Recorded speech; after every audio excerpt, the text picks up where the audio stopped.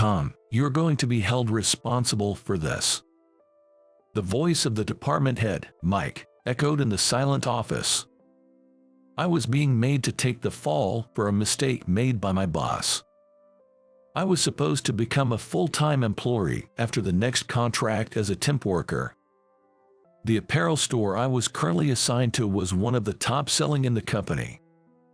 As an assistant, I was supporting the work of the manager, Alex, but for some reason, he disliked me. Looking down on me as a temp worker, he dumped all the tedious tasks on me. When I vented about this to a colleague at a company meeting, they said, "Alex's uncle is one of our company's board members, so it's a nepotism hire. Just lay low until you get transferred." Realizing this, I was utterly dismayed. Then, one day, an incident happened. Somehow, 10 times the planned amount of scarves and knit hats arrived at the store. In a panic, I checked the order form and discovered a critical error, an extra 0. Scarves and knit hats are seasonal, so overstocking is a problem. Who ordered in bulk? Wasn't that your responsibility? You said you'd handle it from start to finish, right?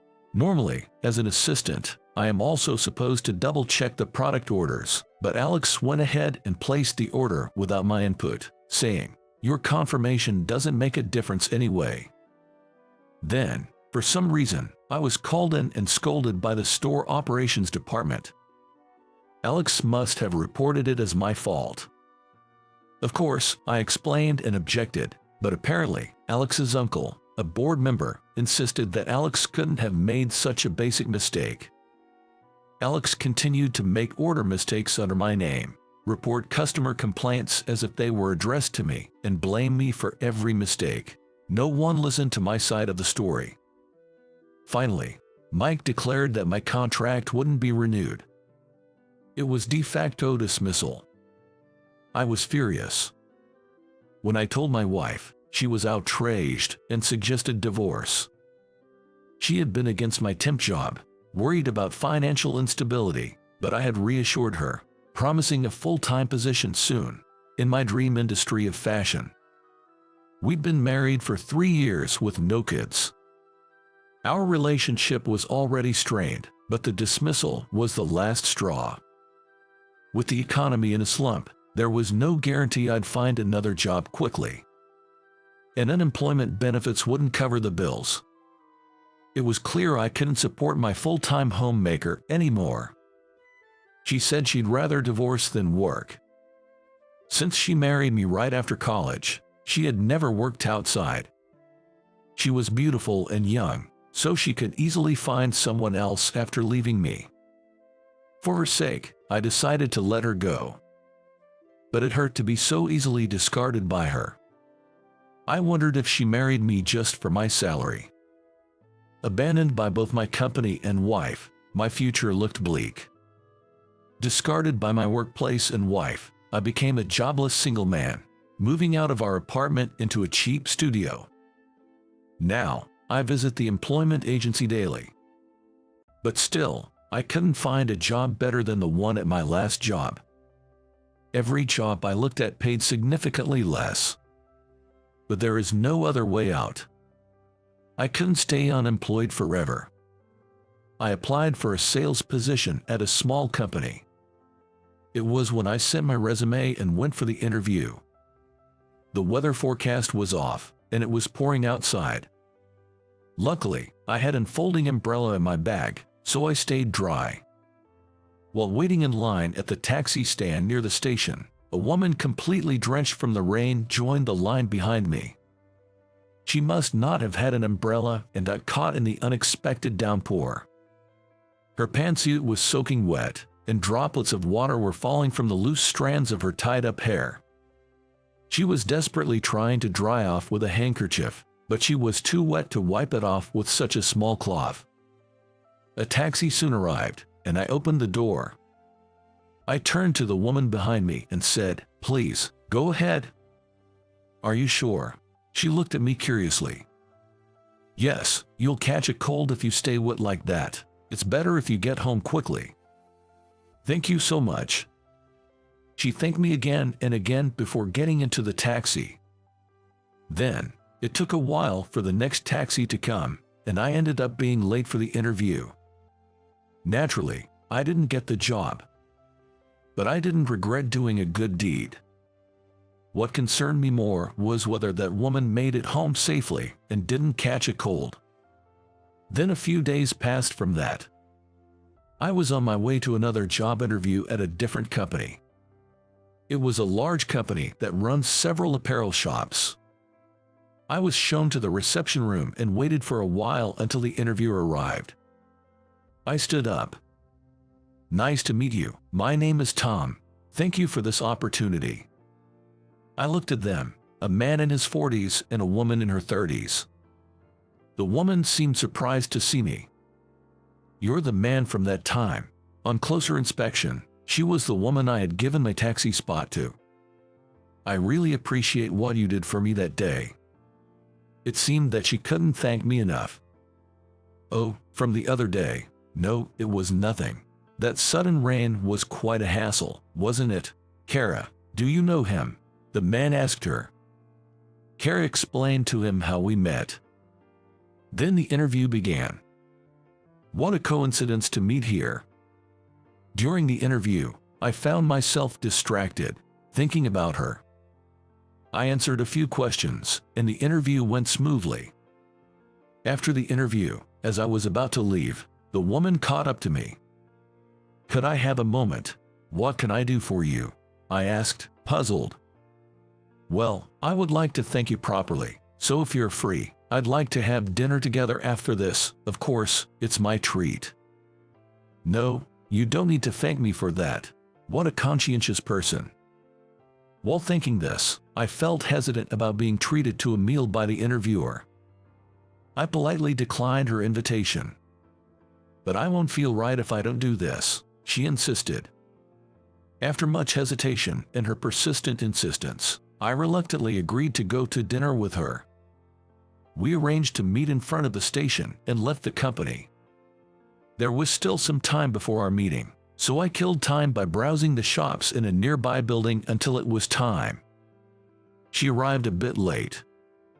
"Sorry for being late," she said. "No, it's okay," I replied. She took me to a restaurant she frequented. It was a cozy, independently owned pub.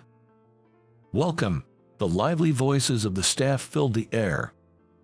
As we were seated, Kara handed me the menu and said, "Please order anything you like." For starters, I ordered a draft beer and edamame. She also ordered a draft beer, along with a salad and several skewers of grilled chicken. After setting down the menu, she said, "Thank you so much for that day. With your help, I was able to make it in time for my mother's final moments." "Your mother?" "Yes. She was hospitalized with a stroke, and I received a call that day saying she was critical. I rushed out without an umbrella, and then the rain started. I'm sorry to hear that, but I managed to see her and say my thanks at the end. If you hadn't given up your taxi that day, I wouldn't have made it in time. I'm truly grateful." "I see," I replied. She again said thank you. Her mother's funeral had just ended the day before, and she had returned to work that day. Then, she and I talked about various things.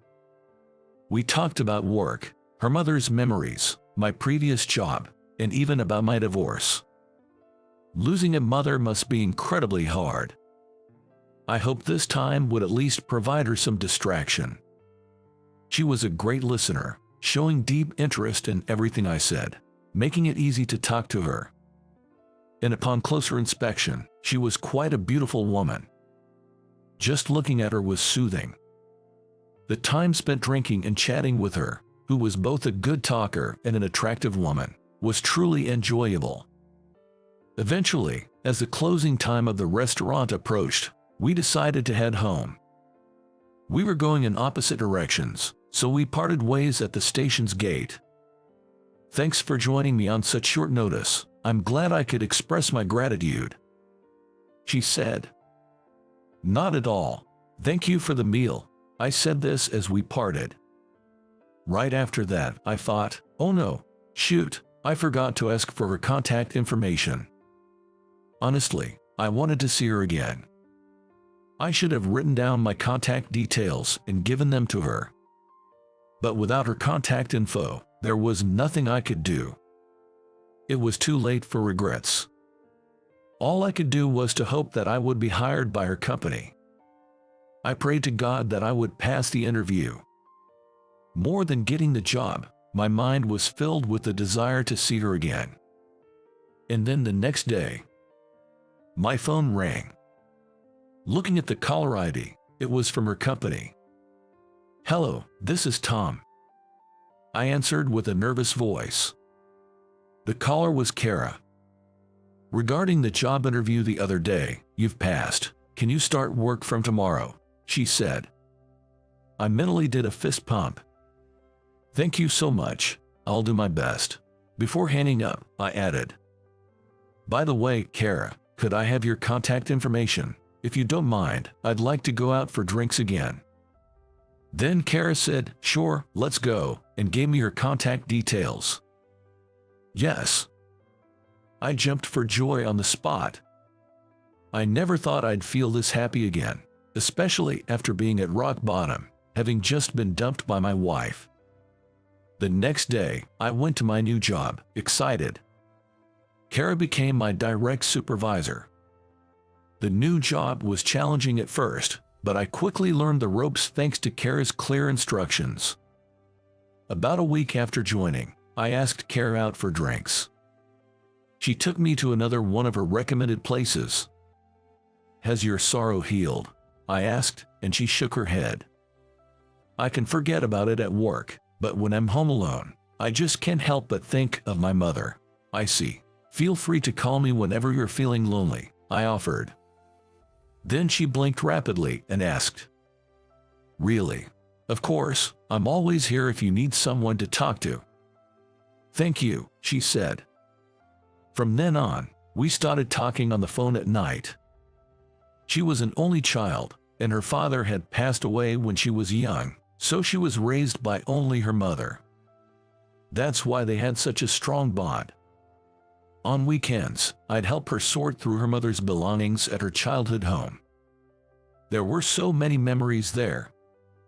"This is a photo from elementary school. It brings me back memories," she reminisced. I realized the profound impact of losing someone and thought I should be more filial to my parents while they're still alive.